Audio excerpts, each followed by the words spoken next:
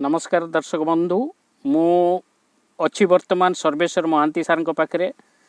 आपण देखिपे गोटे कलसी टाइप रे हांडी टाइप रे मो सामने अच्छी ता पछरे सर्वेश्वर महांती सार बसचंती जे जैविक कृषि उपरे काम करुचंती सी हांडी खत विषय रे तार उपकार और प्रयोग विधि एवं प्रस्तुति प्रणाली विषय रे आपण मानको बुझेबे मु अनुरोध करी सर्वेश्वर महांती सार को हांडी खतर कौन उपकार मिले केमिति प्रयोग करा जाए एवं तार प्रस्तुति प्रणाली कहतु। साधारणतः जैविक कृषि रे मुख्य कथा है गछर अभिवृद्धि एवं पोक नियंत्रण दुईटाकर हूँ भाइटाल रोल जेहेतु आम कौन केमिकल व्यवहार करवानी तेणु यही दुईटा जिनस आम केमती रक्षा पाइबा फसल केमती रक्षा करवाई आम चेष्टा करवा निहाती आवश्यकता अच्छी। हांडी खत है गोटे उपादान जो थी कि दुईटाकर काम कर प्रथम कथा गछर अभिवृद्धि साहाय्य कर हांडी खत आम स्प्रे कले द्वितीय कथा प्रति 5 दिन अंतर जदि आम रुटीन हिसाब से प्रति 5 दिन अंतर आम हांडी खत जदि आम स्प्रे करवा कौन पोक गचरे अंडा देकी से वंश विस्तार करें ना फसल संपूर्ण रूपे सुस्थ तेणुक अति कम खर्च रे बा बिना पैसा खर्च रे जदि चाषी तार नेचुरल फार्मिंग बा नेचुरल फार्मिंग हो किंबा जैविक कृषि हो जदि करने चाहूँगी ताले हांडी खतटा निहाती करवा दरकार। हांडी खत करने हेले आमर 3टी पत्र मुख्यतः ही आवश्यक। प्रथम पत्र है आमर अरख पत्र गोटे एकर आम दरकार पड़े अरख पत्र केजीए करंज पत्र केजीए लिंब पत्र केजीए आपण माने लेखि रखंतु निम पत्र केजीए अरख पत्र केजीए करंज पत्र केजीए एटा गोटे एकर पई आपण गोटे एकर पई कहूची थरुटी व्यवहार पई ना थरे व्यवहार कहूची से द्वितीय कथा थरे हांडी खत तैयारी हेले से हांडी खतटा आम 3 मास पर्यंत व्यवहार करबा एटा हूँ मुख्य कथा जोटा कि चाषी बहुत सहज हुए थरे चढ़े गोटे जदि चाषी हांडी खत तैयारी कला सेटारू 3 मास पर्यंत व्यवहार कर कारण जी अच्छा से जो है केजे केजे पत्र ने अधा हेमदस्तार अधा अधा छेचिदेवे छेचिदे 3 लिटर पानी दिए 3 लिटर गोमूत्र दिए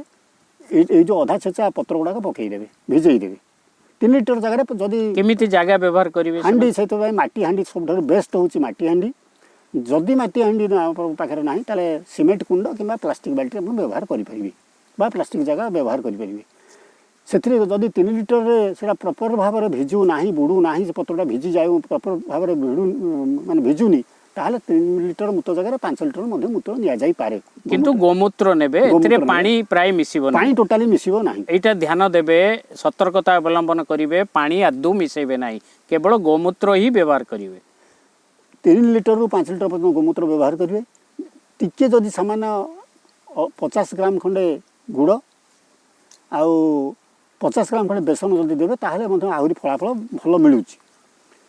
किंतु ए जोटा तयारी हैला एटा तयारी करी बेसन बा डाली जातीय गुंड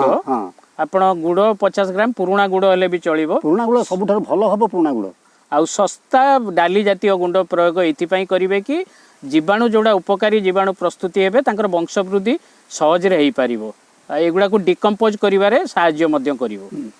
तापर एको से जगार रखी जगार मुहटा बंद करिवे प्रति 3 दिन पर्यंत सकाळे संध्याळे ताको घांटीबे एवं जेकोसी डायरेक्शन में घटा जाई पारे किंतु मुहटा पूरा बंद रहिबो पूरा बंद न करले तागरे बाहर माछी जेतु गुड़ रहउची आ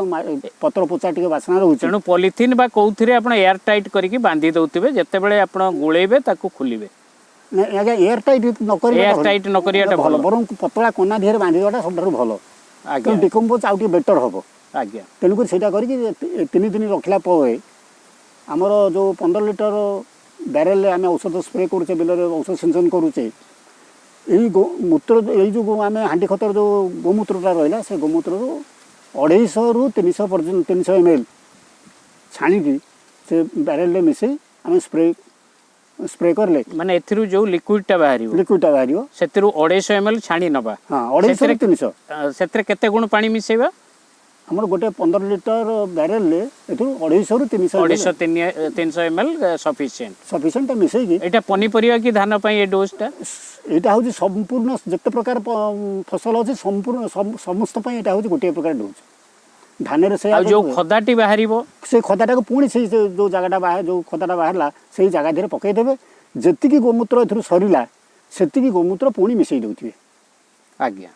हेले कौन हम ना से जी पुणी से रहीगला पुणी 5 दिन पर पकईले ता अर्थ से जो खदाटा रिपीट यूज करा जाई Repeat परिबो use. हांडी खत प्रस्तुति रे हाँ, repeat एमिति use केते थर करा जाई परिबो केते मास करा 3 मास पर्यंत सहीटा को 3 मास पर्यंत व्यवहार करा जाई परिबो 3 मास पर से जो खदाटा रहिला से खदाटा को जेकोसी गछ दे खाद्य सार हिसाब रे व्यवहार करा लास्ट रे आपण खाद्य सार हिसाब रे हिसाब रे खत व्यवहार सहित मिसी की प्रयोग करि परिबे हाँ। एटा गुटे ऑर्गेनिक फार्मिंग करिवार सहज उपाय जोटा आपण माने को हांडी खत माध्यम रे आपण माने गछ पई खाद्य सार सब प्रकार जोगै परिबे रोग पोकर प्रतिरोधक मध्य करि परिबे एवं गछ पई जो एंजाइम हार्मोन रो आवश्यकता अछि ता मध्य पूर्ण करि परिबे एटा बहुत सहज आ अल्प खर्च रे मध्य होई परिबो आपण माने देखुचंती जो माटी रो पात्रटी माटी हांडी बा कलश बा आपण